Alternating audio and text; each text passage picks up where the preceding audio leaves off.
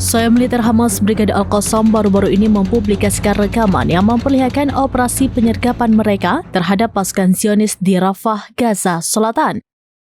Operasi yang dinamai Gerbang Neraka oleh Al-Qassam ini melibatkan serangkaian serangan terhadap tentara dan kendaraan militer Israel.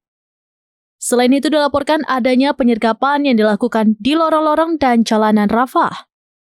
Menurut pernyataan Al-Qassam yang dibagikan pada Rabu 7 Mei 2025, penyergapan kompleks terjadi pada tanggal 3 Mei lalu.